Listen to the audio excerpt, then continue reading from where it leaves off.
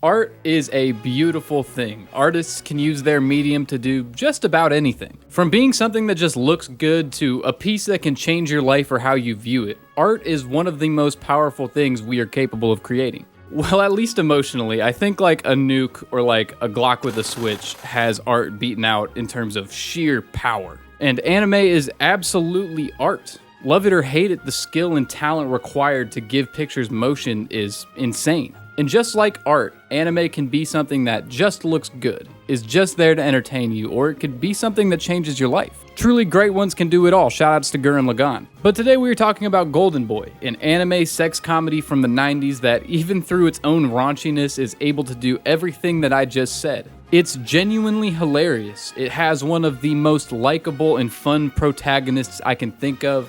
It's animated well, like it has that 90s look that retro anime accounts just keep spamming.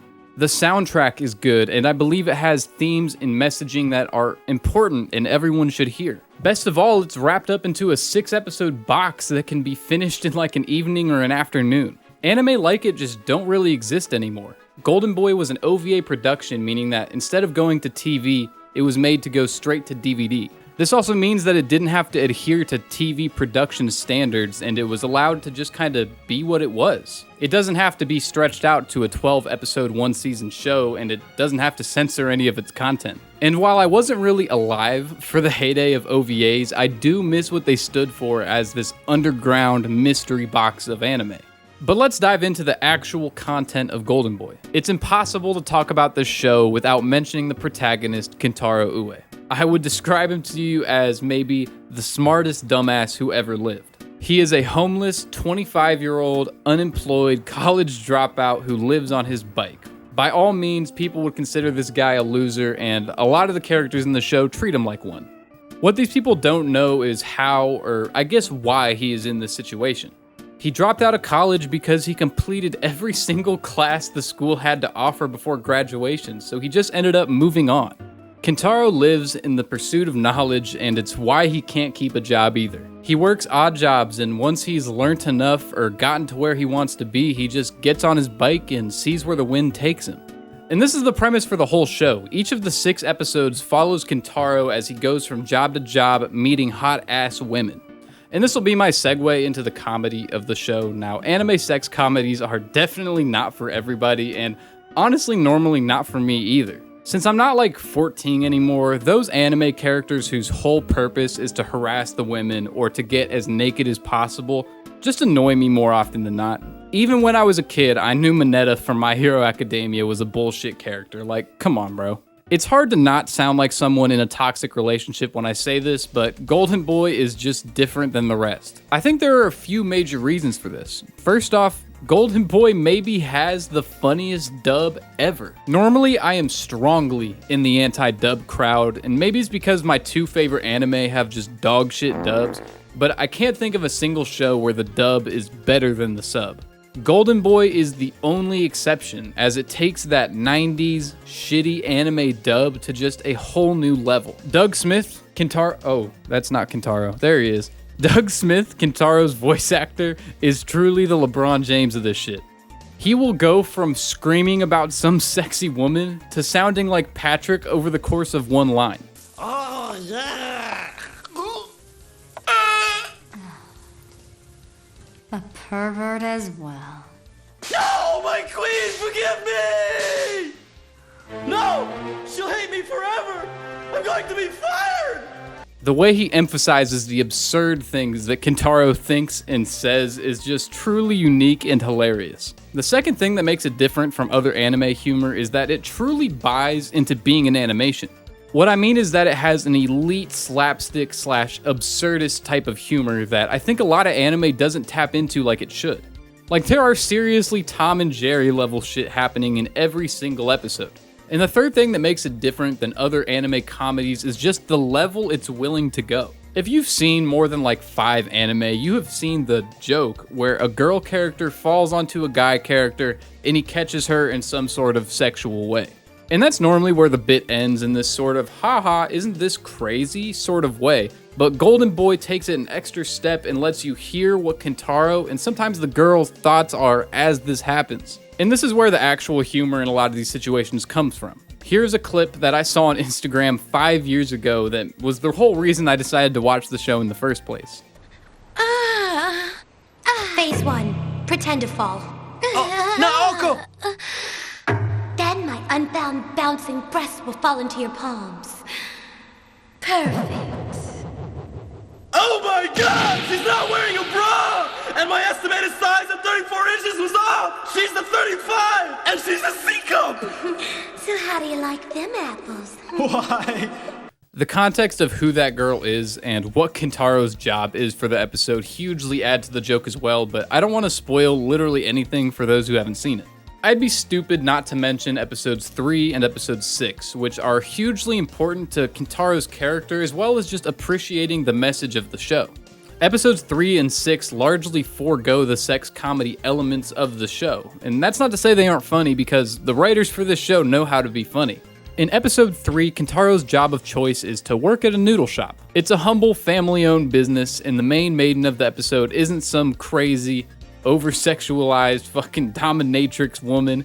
It's just a normal girl. A girl who is having advances made on her by this creepy, much older, rich businessman. Kentaro doesn't like this one bit. Not because he wants this girl and this businessman is in his way, but because it's just the genuine right thing to do and he doesn't want to see this girl that he likes get hurt. While still being funny and actually having some of my favorite bits in the show, this episode still is able to manage to get real. And episode 6 features Kentaro working at an animation studio where he learns both the good and the bad of the industry. Again, there's very little sex comedy here as he just genuinely wants to help the animation studio meet their deadline. His solution to helping the studio is to call up every single job that he had worked at beforehand and seen how they could have helped him out. And they do help him out because despite all of the toilet licking and other weird shit that Kentaro does, he made the workplace a better place at every job he had been at beforehand. It's actually why he's called the Golden Boy. This is the finale episode, and it's a perfect, satisfying closer seeing everyone that you've met along the way come together to help Kentaro out. And I like to imagine that the difficulties the production team had in the episode is like the actual studio that made Golden Boy venting their frustrations, but I have no way to prove that that's even real. These two episodes humanize Kentaro in a much needed way, as without them, he's just this smart dumbass who's way too horny.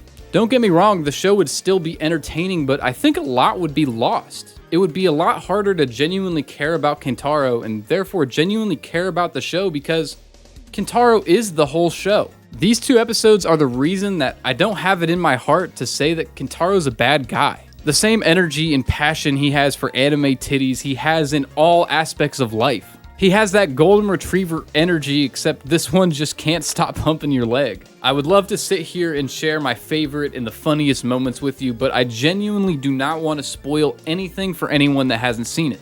Plus, if I did that, it would basically just be me summarizing the whole show. Seriously, it is that back to back to back with funny jokes and funny moments. It is the funniest comedy anime I have ever seen, and it's one of the few that are actually genuinely funny. Shoutouts to GTO and K-On as well. That's not where this video ends, however. You read the title, and now it's time for me to tell a story. When I first watched Golden Boy, it was sometime during the summer of 2020 during the peak pandemic. And let's just say your boy was not doing too hot. During this era, I was a full-blown nerd weeb. I was finishing anime left and right just to pass the time and help me mentally get through this strange new world we were in. Golden Boy made it onto my radar from some meme on Instagram, which led to me watching it in the middle of some random night. After watching the show and being shocked that it's not just funny, it's not so bad it's good, but it's something that is legitimately great, I did something very random and out of the blue. At 7 a.m., after coming off of an all-nighter, I decided to ride my bike, just like Kentaro. Nobody was on the bike trails at this point, and because it was the pandemic, there was really no cars in the road either. It was peaceful, and it really allowed me to process what I just watched, and that's when everything clicked for me. Golden Boy isn't just a comedy anime meant to entertain. I think there are crucial life lessons here to be learned. It dawned on me mid-bike ride that Golden Boy is a story about appreciating the little things in life, and an example that your mindset truly is everything. Kentaro has a living situation worse than all of us. Not saying that his stupid comedy anime homelessness is as devastating and soul-crushing as real homelessness, obviously, but having no job, no money, no house, no degree is inarguably a pretty bad situation. And yet he is still able to live life with a smile on his face, improving the lives of every person who comes to meet him. While yes, his motivations for doing some of these jobs are not the purest, to say it nicely, he is still always trying to learn and improve. Not an episode goes by where he's not talking to coworkers, having a good time, or diligently taking notes, trying to learn and improve not just himself, but the businesses he's at. To Kentaro, learning anything is important because learning is improvement. And this is what I mean by mindset being everything. Kentaro fails, gets embarrassed, almost fucking dies, like once an episode, and yet he's still able to have a smile on his face because those are learning experiences. And say it with me now. Learning is improvement. Look, if in my first week of working at a software company, I accidentally deleted the 3-month project they were working on, I would probably never show my face to the public again. But Kentaro applies what he honestly wanted to learn at the job and is able to fix his mistakes. Kentaro seemingly just enjoys being alive. He enjoyed working with the kids at the pool, even though they were all snot-nosed pukers. He was happy just seeing customers enjoy his noodles more and more at the noodle shop. He wanted to improve at the software company, but he doesn't own a computer, so he drew a keyboard, drew a screen, and tried his goddamn best. This, to me, is partially what it means to enjoy the small things in life, to not just enjoy the fruits of your labor, but enjoy the labor itself for what it is. Once I processed all of this on the bike ride, I took a couple of detours to apply this philosophy, and it just worked. Suddenly, I was able to notice and appreciate the fat squirrel hoarding nuts, which is an objectively funny thing to see. I was cracking smiles at those cars with the mix-match doors or some Kia shitbox I saw. Hell, I even tried to enjoy conversation with strangers because what's the worst that can happen? If I fail the interaction with the stranger, I still learned something and that stranger will probably forget about me by dinner. I improved more than had I never tried at all. This is what I mean when I say mindset is everything. When that depression fog is active, it's hard to see or understand any of this. Not saying that Golden Boy cured my depression or some stupid shit like that, because it didn't. Not every day is a sunny day, and that's fine. But it allowed me to better see and understand what people would often tell me when I told them about what I was going through. When you're sad, depressed, or even apathetic, being told things like, hey, you just gotta change your mindset, or hey, you just gotta learn to appreciate the small things in life.